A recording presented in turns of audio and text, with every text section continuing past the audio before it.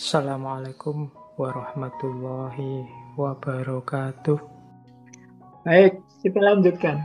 Nah, ayo kita telusuri sekarang akar-akarnya. Ada beberapa akar dari pleasure.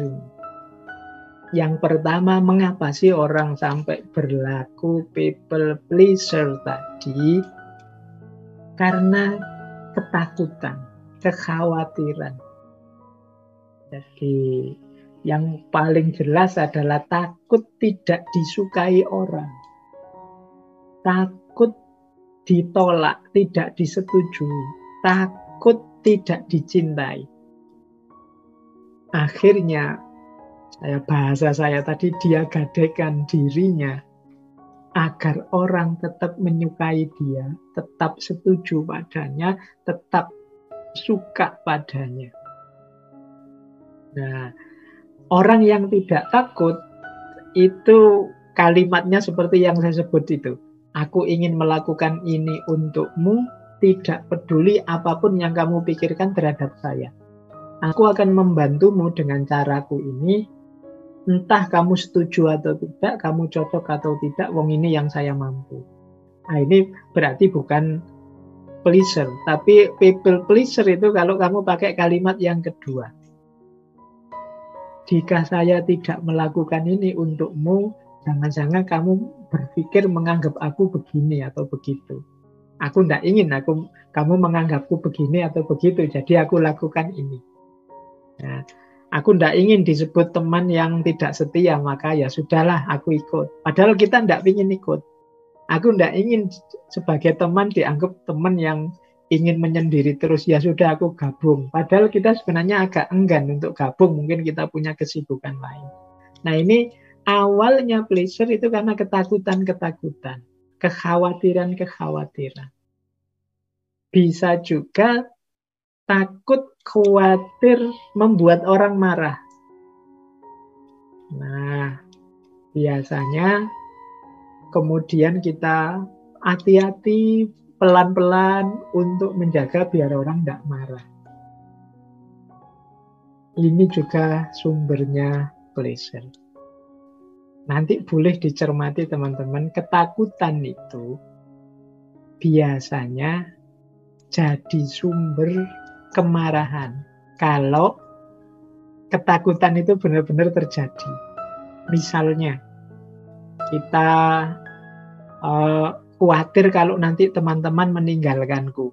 Ternyata meninggalkanku beneran misalnya. Itu kan kita terus marah. Biasanya dari marah terus benci. Jadi ada filosof yang bilang, orang yang punya karakter people pleaser ini, dalam dirinya kemungkinan ada 3 penghuni yang sifatnya negatif.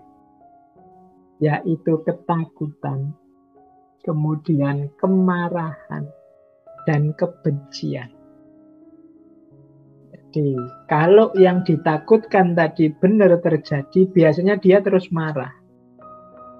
Kemarahan itu biasanya berlanjut jadi benci, khususnya benci pada dirinya sendiri. Ngapain aku tadi kok begitu? Ngapain aku kok tidak begini saja? Mengapa aku tadi kok iya saja kok tidak bilang tidak? Atau sebaliknya, kenapa aku kok bilang tidak, harusnya aku bilang iya.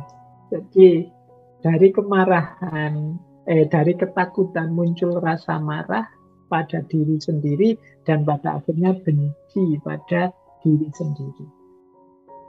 Makanya tadi saya bilang people pleaser ini lawannya self love. Karena dia berujung pada kebencian pada diri sendiri.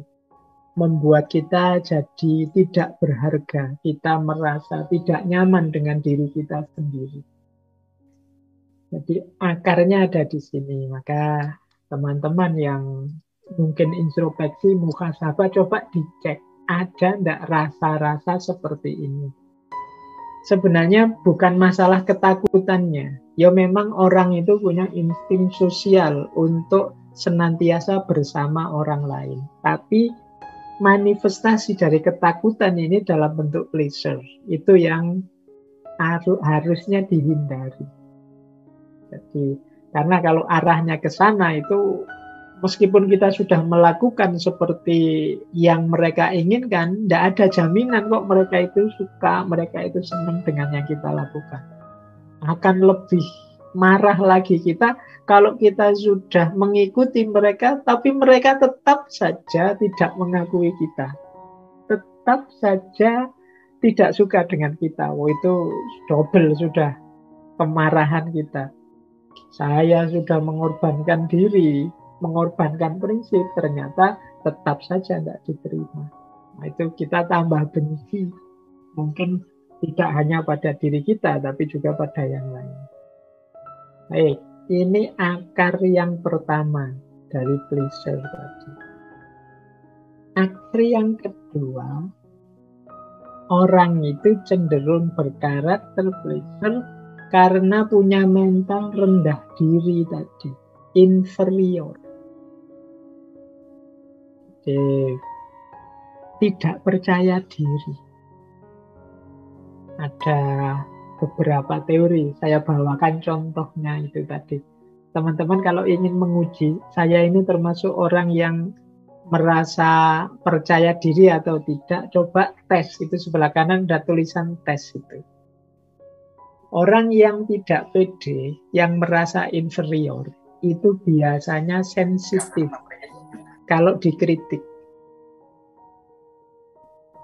Ini menunjukkan dia tidak pede. Ya, boleh dicontoh lah teman-teman, misalnya yang punya kelemahan tertentu misalnya, sehingga inferior. Itu kan sensitif sekali kalau dikritik. Jadi, punya ketidakbisaan apa, punya kekurangan apa, dan kita fokus sekali pada kekurangan kita itu sehingga kita merasa rendah diri. Nah, itu biasanya kalau dikritik sensitif, mudah tersinggung.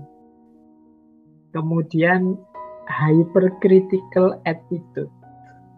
Jadi orang inferior itu ada kalanya ketika ngeritik sangat berlebihan. Mengapa begitu? Karena dia ingin menutupi kelemahannya dengan cara membongkar-bongkar kelemahannya orang lain secara agresif. Nah, jadi kadang-kadang ada orang ini pintar sekali mengkritik orang, mencari-cari kesalahan orang. Ini dilakukan dalam rangka agar kelemahan dan kesalahannya sendiri tidak kelihatan. Jadi jangan salah, ada orang agresif sekali mengkritik kiri, mengkritik kanan, kadang-kadang itu malah bukan tanda dia percaya diri, tapi sebenarnya dia inferior. Khawatir kelemahannya terbongkar, khawatir kekurangannya diketahui. Nah, itu hyperkritik. Kemudian inappropriate response to flattery. Nah, kalau dipuji, senengnya luar biasa. Jadi pujian itu bagi dia tanda-tanda bahwa kelemahanku tidak diketahui. Orang ngertinya yang baik-baik saja. Oh, itu kesenangannya double daripada orang yang biasa-biasa saja, yang superior. Ya itu samalah kayak kalau ada mahasiswa nilainya jelek terus, begitu dapat nilai bagus sekali, itu kan dia senangnya luar biasa. Tapi mahasiswa yang nilainya bagus terus, kemudian dapat nilai bagus lagi, itu kan biasa. Nah, kok ada orang dipuji, sebenarnya pujiannya biasa, tapi gembiranya double-double. Jangan-jangan ada unsur inferior dalam dirinya sebelumnya. Nah, kemudian tendensi toward blaming, suka mencela-cela ke sana kemari. Ini sama kayak tadi saya seperti kritik tadi karena ingin menutupi inferioritasnya. Terus feeling of persecution. Jadi merasa orang lain itu membuli dirinya terus. Padahal orang tidak ngapa-ngapain, cuma lihat dirinya itu dia sudah salah tingkah, tidak karuan. Ini jangan-jangan mesti sedang mengamatiku nih. Ini jangan-jangan sedang melihatku nih. Nah, itu feeling of persecution. Misalnya kayak Zoom seperti ini, itu kan sebenarnya kita nonton laptop kita, HP kita tidak nonton siapa-siapa. Meskipun di gambarnya itu kelihatan kita seperti bertatap-tatapan wajah. Tapi kan orang wah ini jangan-jangan kejelekanku ini ketahuan ini. Jangan-jangan ini orang yang inferior. Akhirnya cepet-cepet terus videonya dimatiin. Nah itu feeling of persecution. Padahal tidak ada orang peduli dengan dia, tapi dia merasa, wah, mesti semua lihat aku nih, mesti semua ingin mengomentari jelek tentang aku. Kemudian negative feeling about competition. Dia merasa tidak pede kalau harus dibanding-bandingkan, ditanding-tandingkan. Dan tendency toward exclusiveness and timidity. Biasanya cenderung tidak suka berbaur. Jadi ingin menyendiri biar tidak ketahuan aspek-aspek inferioritas dalam dirinya. Nah, teman-teman boleh ya nanti dicek, saya ini orang inferior atau orang yang percaya diri. Coba uji dengan itu. Kalau yang kiri itu sebabnya. Mengapa sih ada orang itu kok mentalnya inferior? Ini salah satu teori saja ya, kalau di psikologi banyak. Ada kalanya karena constant disapproval. Sejak kecil, mungkin oleh orang tuanya. Constant disapproval itu dia dibantah terus. Oleh orang tuanya, oleh lingkungannya. Kalau dia ingin ini, ingin itu, punya gagasan ini, punya gagasan itu, dimentahkan terus. Mungkin sama lingkungannya, sama orang tuanya, Pak D-nya, tetangganya, kamu anak kecil ngerti apa? Kamu anak kecil nggak tahu apa-apa. Alah kamu itu baru lulus SMP kemarin saja mikir aneh-aneh. Terus mendapat disapproval, itu kemungkinan terbangun dalam dirinya, jangan-jangan aku memang tidak tahu apa-apa, tidak ngerti apa-apa, tidak bisa apa-apa. Termasuk constant negative remark. Jadi penilaian negatif yang terus-menerus. Ini akan membangun mental inferior. Maka teman-teman harus agak hati-hati ya kalau bisa menilai adik-adik kita, anak-anak kita dengan penilaian yang tidak menegaskan disapproval atau negative remarks. Jadi mungkin dia tidak excellent, tapi cara kita menjelaskan padanya bahwa dia sebenarnya sudah cukup bagus, tinggal ditingkatkan lagi. Tidak harus kemudian kamu itu jelek, kamu itu tidak pinter, kamu itu tidak bisa. Wah, nilaimu kok jatuh, kok kalah sama temenmu dan lain sebagainya. Ini membuat seseorang nanti jatuh pada inferioritas. Kemudian defects in body. Kalau ini mungkin manusiawi, kalau ada kekurangan-kekurangan fisik. Tidak harus disabilitas, ya mungkin di antara kita yang misalnya punya ideal rambut bagus itu yang lurus, ternyata rambut saya kok melungker-melungker keriting ya. Itu kan kita selalu gara-gara itu terus tiap hari keluar mikir rambut terus. Begitu di luar jangan-jangan orang lihat rambutku nih, jangan-jangan. Atau kayak saya hidungnya pesek seperti ini, begitu keluar, wah ini mesti orang ngamati hidung saya ini, hidungnya pesek, enggak kayak orang bule, enggak kayak. Ini defect in body, kalau jadi fokus kita terus-menerus akan melahirkan inferioritas. Kita lupa bahwa selain titik yang kita menurut kita agak kurang itu masih banyak aspek-aspek hidup kita yang lain yang bisa dibanggakan. Hanya saja kita fokusnya ke situ. Kita hidup ini kan sering begitu, hanya fokus pada titik kecil yang kurang. Lupa bahwa ada ribuan titik dalam hidup kita yang lebih. Kayak kita dikaruniai kesehatan seperti ini, kadang-kadang mungkin karena satu jerawat muncul di sini, itu sehari-hari kita kalau berkaca mikir jerawat ini kapan hilang, jerawat ini kapan hilang. Jadi terus lupa bersyukur. Defect in body. Kemudian constant criticism, kritik yang terus-menerus dari berbagai pihak itu akan menjatuhkan.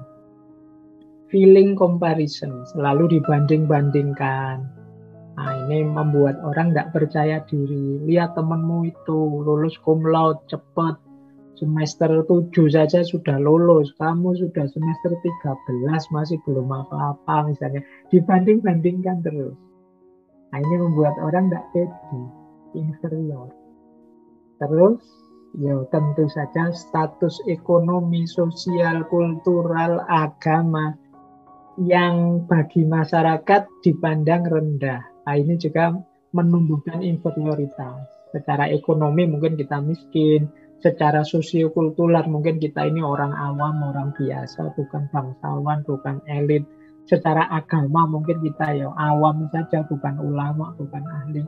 Nah, ini cenderung kita kemudian dalam hal-hal ini merasa inferior. Nah, inferioritas inilah, rasa rendah inilah yang sering kemudian kalau tidak hati-hati membuat kita geser ke perilaku people pleaser tadi. Jadi ingin terus menyenangkan orang biar inferioritas kita tertutupi sebagai jalan keluar dari rasa rendah diri tadi. Recording in progress. Fokus untuk menyenangkan orang saja. Kita lupa menyenangkan diri kita sendiri. Jadi inilah akarnya. Baik, kita lanjutkan. Nah, ada lagi yang bisa memicu mental people pleaser tadi, sistem sosial. Nah, sistem sosial yang tidak adil kadang-kadang membuat kita inferior tadi. Yang mau tidak mau harus peduli pada orang lain demi kepentingan kita. Persis seperti kelompok pleaser tadi. Misalnya struktur zaman dulu ada namanya feodalisme. Itu struktur yang ada kelompok awam, kelompok bangsawan, sumber daya politik, sosial, budaya ya di kelompok elit ini. Sehingga orang biasa mau tidak mau harus mengabdi pada kelompok yang elit ini. Mau tidak mau dia harus menggembirakan terus orang-orang elit ini kalau tidak ingin hidupnya susah. Sama dengan struktur yang patron klien. Patron klien itu ya ketergantungan seorang klien pada patronnya. Ya persis sama lah kayak misalnya orang-orang seperti kita yang awam pada ustadz-ustadz yang kita patuhi, pada ahli-ahli agama yang kita percaya. Ini kan kalau dalam teori sosial semacam patron klien. Kita kurang dalam bidang itu padahal bidang itu penting. Maka kita bergantung pada mereka. Kita disuruh mereka apa saja mau asalkan kita diberi reward, misalnya tadi pengetahuan agama, diberi reward status sosial, diberi reward, ini patron klien namanya. Jadi kita berusaha menyenangkan mereka terus agar mereka memberikan yang kita butuhkan. Nah, ini relasi patron klien. Kalau zaman feodal itu ya berarti para bangsawan, ningrat, ini kan yang menguasai macam-macam sumber daya. Mau tidak mau kita harus dekat dengan mereka untuk bisa menikmati sumber daya tadi. Atau struktur kapitalistik, kalau ini analisisnya Karl Marx, bagaimana pemilik modal ini lebih kuasa. Mau tidak mau kita harus patuh pada yang punya kapital, kalau hari ini yang punya uang. Mengapa? Karena uang di tangan mereka, sementara kita hidup butuh uang. Berarti apa? Bagaimana caranya uang yang di tangan mereka itu ya dibagilah sedikit-sedikit ke kita. Entah dengan cara apa, sesuai yang mereka butuhkan yang bisa kita berikan pada mereka. Nah, ini struktur. Jadi ada ternyata sistem-sistem sosial tertentu yang mungkin coraknya unjustice, tidak adil, yang membuat kita mau tidak mau harus berlaku people pleaser tadi, menyenangkan mereka yang menguasai sumber daya dalam hidup, biar kita dapat fasilitas, biar kita diberi yang kita butuhkan, yang kita inginkan. Nah, ini mungkin kalau ada teman-teman yang ingin ngangkat judul skripsi tentang ini boleh. Hubungan antara sistem sosial dan mentalitas menyenangkan orang lain saja. Nah, ini kadang-kadang memang situasinya seperti ini. Kita tidak ingin sih people pleaser tadi, tapi dalam hidup kita sering terjebak sistem semacam ini. Mau tidak mau, wong ini kebutuhan primer kita, akhirnya kita berusaha memberikan yang kita punya dan mengorbankan yang kita miliki demi kebutuhan-kebutuhan sosial, budaya, dan lain sebagainya, termasuk agama. Ini akar yang ketiga. Akar yang keempat adalah ketergantungan.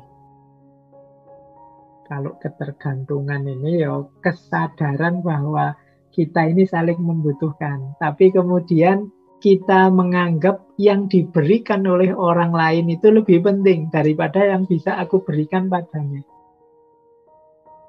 Ya misalnya apa ya, mudahnya kita dengan teman kita misalnya sak kos-kosan berdua dengan teman di kampus yang jauh. Teman kita ini punya kendaraan, kalau kita kan tidak punya. Akhirnya tiap kali berangkat ke kampus kita bareng dia. Nah, ya hidup itu memang sosial, tapi kita menganggap dia ini memberikan lebih banyak padaku. Yaitu apa? Tumpangan tiap hari untuk kuliah. Akhirnya apa? Kita merasa aku harus menyenangkan dia terus. Jangan sampai dia tersinggung, jangan sampai dia kecewa padaku, jangan sampai dia marah padaku, karena dia sudah memberikan hal yang penting padaku. Nah ini kalau bahasa mudahnya ini ketergantungan.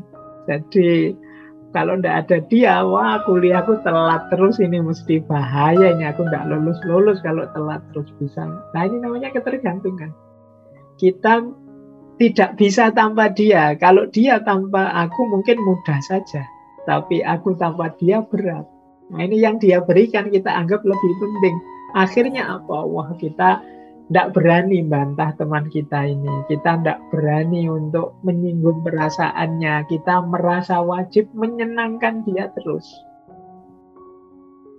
Kita tidak bisa berpisah dari dia. Kita tidak bisa jauh dari dia. Bahkan mungkin banyak hal yang siap kita korbankan untuk dia. Nah ini namanya ketergantungan. Ya tidak hanya contoh di kampus tadi, mungkin di kampung, mungkin terhadap siapa saja yang kita merasa dapat banyak hal yang penting, sehingga kita wah jangan sampai temanku ini, jangan sampai ustadku ini, jangan sampai tetanggaku ini, jangan sampai dosenku ini tersinggung padaku, marah padaku, tidak enak padaku. Aku harus mengembirakan dia terus. Meskipun mungkin harus mengorbankan hal-hal yang menurutku nyaman, mengorbankan hal-hal yang menurutku enak buatku. Nah, ini namanya ketergantungan.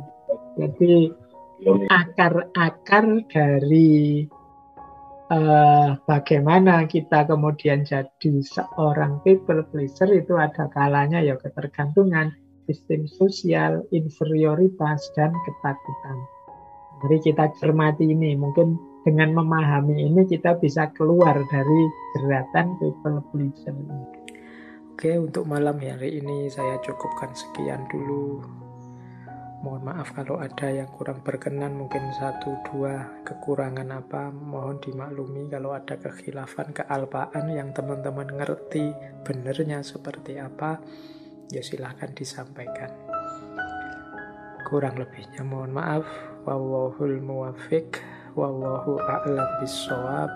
Wassalamualaikum warahmatullahi wabarakatuh.